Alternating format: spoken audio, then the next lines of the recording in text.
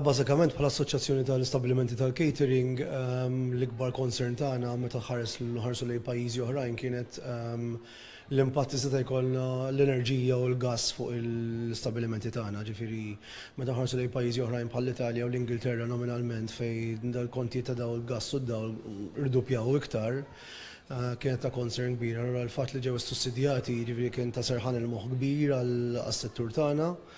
Ovvjament l-impatt tal-kola fuq il-membri tagħna ħajkollha daqsxejn impatt, jiġifieri ovvjament iżida, però wieħed jifhem li l-gvern joħroġ bilanċ sostanzjali bejn in-negozji u l-att soċjali l-ħaddiema u l-konsumatur. Fl-aħħar mill-aħħar nemmnu wkoll li l-fatt li ħajżdiedu l-pagi, l-pensjonijiet ħadħall iktar flus fil-but.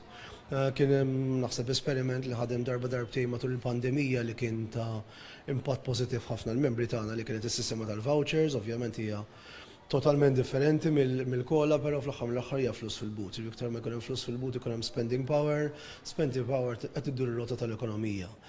Ovvjament wieħed japprezza ħafna li l-gvern bħalma ġara matul is-sentejn tal-pandemija bażikament iż-żewġ budgets ta' qabel iffoka fuq l-insularità tan-negozji tagħna dak li qed jiġri madwarna. Ġifieri sentejn ilu kien hemm il-pandemija semm il-gwerra tal-Ukrajina li tikollha impatt kbir fuq is-swieq globali u xortu pajjiżi qed timpatta ħafna n-negozji tagħhom. Ġifieri l-ikbar concern tagħna kien l-enerġija u l-gass nominalment, jiġifieri l-fatt li daw baqgħu sussidjati wieħed li japprezza li l-gvern iffoka ħafna fuq in-negozji tagħna. Waqt li żamm bilanċ bejn il-workforce, il-konsumatur u l-business enterprise.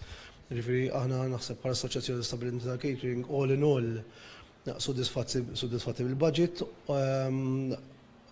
Component li kien importanti ħafna kien ir-reskilling u l-upskilling f'dak rigward l-ITS. Ġifieri waħda mill-affarijiet inkwetanti ħafna għall-industrija tagħna hija in-nuqqas ta' impjegati, il-fatt li l-gvern qed jiffoka ħafna fuq l-upskilling and reskilling qed turi li l-gvern qed jipprova jindirizza bisħieħ din l-anomalija li għandna fis-settur.